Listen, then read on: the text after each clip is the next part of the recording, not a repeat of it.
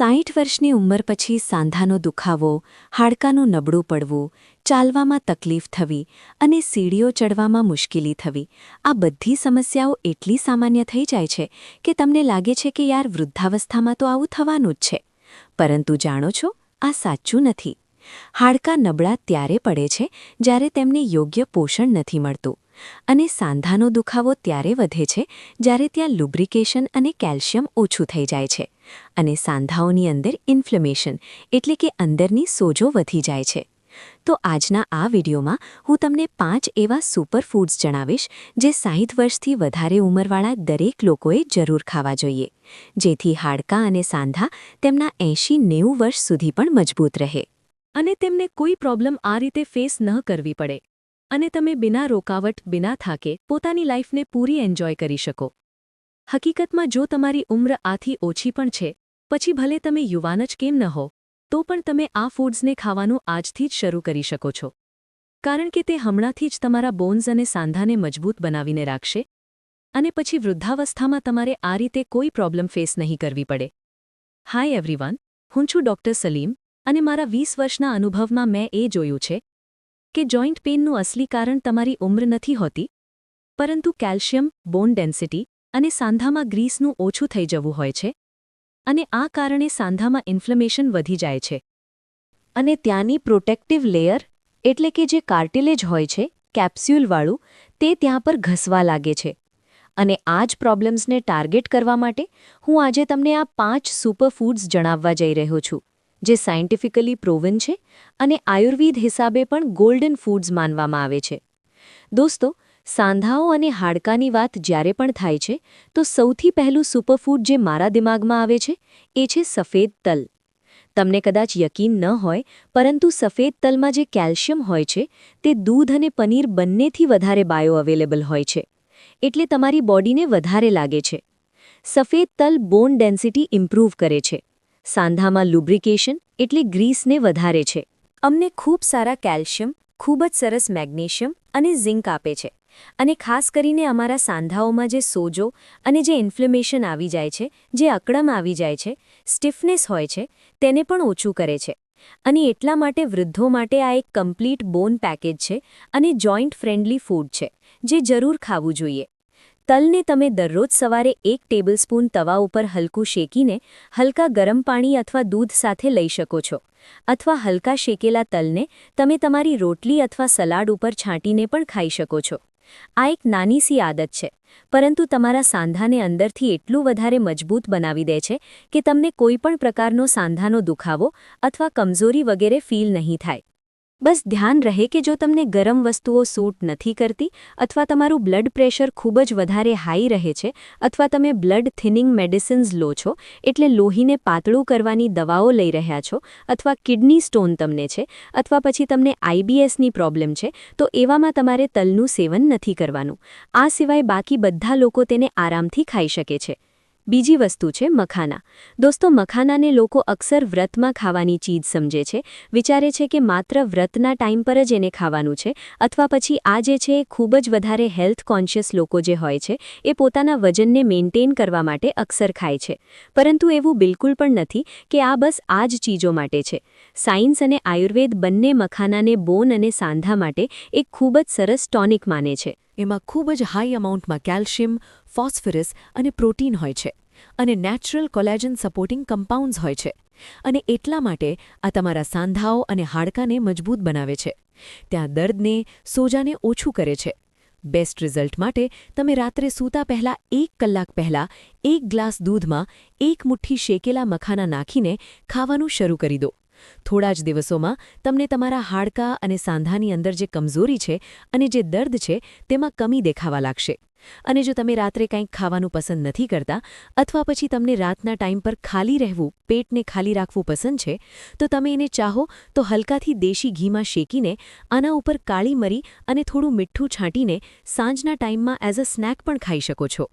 હું ગેરંટીની સાથે કહી શકું છું દોસ્તો કે સિનિયર્સ માટે મખાના એક સુપર પાવરફુલ ફૂડ છે. બસ જો તમને ગાઉટ છે, યુરિક એસિડ એટલે તમારું વધેલું રહે છે, અથવા પછી કિડની સ્ટોન્સ વગેરે તમને થાય છે, અથવા પછી તમને લાંબા સમયથી બ્લડ થિનિંગ મેડિસિન્સ ચાલી રહી છે, તો તમારે મખાના ખાવાનું અવોઇડ કરવું જોઈએ. અથવા પછી ડૉક્ટરથી પૂછીને જેને તમારે ખાવા જોઈએ. તમારામાંથી કેટલા લોકો એવા છે જે મખાના રોજ ખાય છે? મને કોમેન્ટ કરીને જરૂર બતાવજો. ચાલો આગળ વધીએ આપણા 5 સુપરફૂડ્સની તરફ અને હવે વાત કરીએ ત્રીજા નંબરના ફૂડની, જે છે હળદર અને બ્લેક પેપર. જી હા દોસ્તો, ત્રીજું બેહદ પાવરફુલ કોમ્બિનેશન છે હળદર અને કાળી મરી. દોસ્તો, તમે સાંભળ્યું હશે કે સાંધાનો દુખાવો ત્યારે તમને શરૂ થાય છે જ્યારે એમાં ઇન્ફ્લેમેશન એટલે અંદરની સોજો આવી જાય છે. અને હળદર અને કાળી મરીનો આ જે કોમ્બો છે, જેને આપણે ગોલ્ડન મિલ્ક પર કહીએ છીએ, આ ઇન્ફ્લેમેશનને કંટ્રોલ કરવા માટે એક નેચરલ અને ખૂબ જ પાવરફુલ ગિફ્ટ છે નેચરની તરફથી આપણા માટે. હળદરમાં કર્ક્યુમિન હોય છે, જે સોજોને ઓછો કરે છે, પેઇનને ઘટાડે છે, સાઇનેબલ ફ્લુઇડને એટલે સાંધાની વચ્ચે જે ગ્રીસ હોય છે એને પ્રોટેક્ટ કરે છે, અને કાર્ટિલેજ ડીજેનરેશનને પણ આ રોકે છે. તો જો તમે આ કોમ્બોને લેવા ચાહો છો, તો બસ રાત્રે સૂતા પહેલાં 1 ગ્લાસ હલકા ગરમ દૂધમાં અડધી ટીસ્પૂન હળદર અને 1 ચપટી કાળી મરી મિક્સ કરીને તમે પીવાનું શરૂ કરી દો. આ એક ખૂબ જ સિમ્પલ સી ડ્રિંક છે, જે જૂના જમાનાથી લોકો પોતાના દર્દને ઠીક કરવા માટે લેતા આવ્યા છે. પરંતુ આજે પણ આ તમારા જોઇન્ટ્સને હીલ કરવા માટે one of the best remedy છે, અને આ સાયન્ટિફિકલી પ્રૂવન પણ છે. ખાસ કરીને વૃદ્ધોને તો હું કહેવા માંગીશ દોસ્તો કે આ ડ્રિંક તમારે દરરોજ જરૂર ઉપયોગ કરવી જોઈએ. બસ ધ્યાન રહે કે જો તમને બ્લીડિંગ ડિસઓર્ડર્સ રહે છે, અથવા પિત્તની થેલીમાં તમારી પથરી છે, અથવા આયર્ન ડેફિશિયન્સી એનિમિયા તમને છે, તો તમારે હળદરવાળું આ ડ્રિંક નથી લેવાનું. બાકી બધા લોકો આરામથી એને લઈ શકે છે. દોસ્તો, 60 વર્ષ પછી સૌથી કોમન પ્રોબ્લેમ હોય છે સવારે ઉઠતાની સાથે જ જોઇન્ટ્સનું અકળાઈ જવું. અને એનું મતલબ હોય છે કે જોઇન્ટ્સમાં લુબ્રિકેશન ઓછું થઈ ચૂક્યું છે, ગ્રીસ સૂકવવા લાગી છે. ફ્લેક્સ સીડ્સ એટલે અળસી જે હોય છે, આ જોઇન્ટ લુબ્રિકેશન માટે ધી બેસ્ટ નેચરલ સોર્સ છે. એમાં ઓમેગા-3 ફેટી એસિડ્સ હોય છે, જે ઇન્ફ્લેમેશનને ઓછું કરે છે, સાંધામાં ચીકણાશને વધારે છે, તમારા જોઇન્ટ કાર્ટિલેજને બચાવે છે અને જોઇન્ટ્સમાં ફ્લેક્સિબિલિટી બનાવી રાખે છે. અને હા, અળસી બ્લડ પ્રેશર અને કોલેસ્ટ્રોલને પણ કંટ્રોલ કરે છે, જે વૃદ્ધો માટે એક એડિશનલ ઇમ્પોર્ટન્ટ બેનિફિટ છે. તો એટલે પણ હું તમને અળસી સજેસ્ટ કરી રહ્યો છું. દોસ્તો, ફ્લેક્સ સીડ્સને જો તમે પોતાના રૂટીનમાં શામેલ કરવા ચાહો છો, તો દરરોજ અડધાથી 1 ટેબલસ્પૂન અળસીના બીજ લઈને એને તમે તવા પર હળવી આંચમાં પહેલાં થોડું શેકી લો, અને પછી એને તમે પીસીને પાણી સાથે દહીંમાં મિક્સ કરીને, શેકમાં મિક્સ કરીને, અથવા તમારી રોટલીમાં રોટલીનો જે લોટ હોય છે એ લોટમાં મિક્સ કરીને રોટલીઓ પકાવીને એને પણ તમે ખાઈ શકો છો. આથી તમને પોતાના સાંધાના દર્દ અને હાડકામાં ખૂબ જ વધારે ઇમ્પ્રૂવમેન્ટ મહેસૂસ થશે. આ ખૂબ જ હેલ્ધી ફૂડ છે, એને પણ તમે જરૂર ટ્રાય કરો.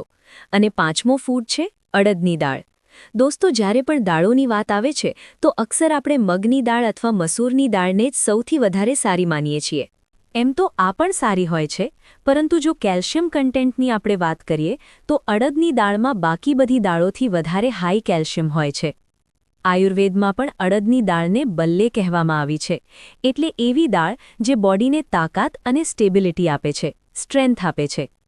અડદની દાળમાં સૌથી વધારે નેચરલ કેલ્શિયમ મળી આવે છે. આયર્ન એમાં ખૂબ જ વધારે હાઈ અમાઉન્ટમાં હોય છે, પ્રોટીન પણ સારું ખાસું હોય છે, અને કેટલાક ખાસ બોન બિલ્ડિંગ મિનરલ્સ પણ આની અંદર હોય છે. આ તમારા જોઇન્ટ્સને મજબૂત બનાવે છે, હાડકાની ડેન્સિટીને ઇમ્પ્રૂવ કરે છે અને મસલ્સને સપોર્ટ આપે છે, જે વૃદ્ધો માટે સૌથી વધારે જરૂરી હોય છે. અડદની દાળને લેવાની રીત તો આઈ થિંક મારે તમને બતાવવાની જરૂર નથી. તમે જાણો જ છો કે એની ખીચડી બનાવીને ખાઈ શકાય છે, તો તમે એને ખાઈ શકો છો. અડદની દાળનો હલવો પણ બનાવવામાં આવે છે, એ બનાવીને પણ તમે લઈ શકો છો. એનો ઢોસો બનાવીને ખાઈ શકો છો, અથવા અડદની દાળનું સૂપ પણ તમે પી શકો છો. જી હા, જો તમે એને રેગ્યુલરલી ખાશો તો તમારા જોઇન્ટ્સ જરૂર મજબૂત બનશે. તમારામાંથી કેટલા લોકોએ પાછલા 1 અઠવાડિયામાં અડદની દાળ ખાધી છે? મને કોમેન્ટ કરીને જરૂર બતાવજો. દોસ્તો, આ 5 સુપરફૂડ્સ ખૂબ જ સિમ્પલ છે, પરંતુ એમાં તમારા જોઇન્ટ્સને રિપેર કરવાની જબરદસ્ત તાકાત હોય છે. તમે આમાંથી કોઈ પણ એક અથવા બે ચીઝ અથવા ચાહો તો આ બધી ચીજો પોતાના ડેલી રૂટીનમાં સામેલ કરી શકો છો. અને જો તમે આ બધાને લેવાનું શરૂ કરવા ચાહો છો તો આવો હું તમને એક નાનું રૂટીન બનાવીને આપી દઉં છું જેને તમને સાચી રીતે લેવામાં હેલ્પ કરશે. તો સવારે જ્યારે તમે ઉઠો છો દોસ્તો, તો નાસ્તામાં તમે 1 ટેબલસ્પૂન સફેદ તલ લઈ લો. બપોરે 1 કટોરી અડદની દાળ લો. એને રોજ લેવું જરૂરી નથી, તમે બસ અઠવાડિયામાં 3 અથવા 4 વાર મેક્સિમમ એને લઈ શકો છો, તો એટલું પણ ચાલશે. સાંજે તમે 1 ટેબલસ્પૂન રોસ્ટેડ ફ્લેક્સ સીડ્સનો પાવડર લો અને રાત્રે 1 ગ્લાસ હળદરવાળું દૂધ લઈ લો. અને લાસ્ટલી, અઠવાડિયામાં 3 થી 4 વાર મખાના પણ તમારે જરૂર ખાવા જોઈએ. અને આ પ્લાનને 1 થી 1.5 મહિના સુધી ફોલો કરીને જુઓ. તમને પોતાના જોઇન્ટ્સમાં ખુદ ઇમ્પ્રૂવમેન્ટ જોવા મળશે. એમ તો આ બધાને એકસાથે આ રીતે લેવું કોઈ જરૂરી નથી. હું એ નથી કહી રહ્યો કે તમારે બધી ચીજો એકસાથે લેવાની છે અને આ જ રીતે લેવાની છે. જો તમે આ બધાને એકસાથે નથી લેવા ચાહતા, તો તમે 1 અથવા 2 ચીઝથી શરૂઆત કરી શકો છો અને પોતાની પસંદના હિસાબે, પોતાની સગવડતાના હિસાબે એને ફોલો કરી શકો છો. એટલું પણ તમારા માટે કાફી રહેશે, કારણ કે something is always better than nothing. તો એના માટે તમે જે ચાહો એ ઉપયોગ કરતા રહો. મળીએ છીએ એક નવી વિડીયોમાં. ત્યાં સુધી પોતાનું ધ્યાન રાખો. હસતા રહો, મુસ્કુરાતા રહો. રોજ કંઈક ને કંઈક નવું શીખતા રહો, જેથી આપ રહી શકો હેલ્ધી હંમેશા. મળીએ છીએ એક નવી વિડીયોમાં.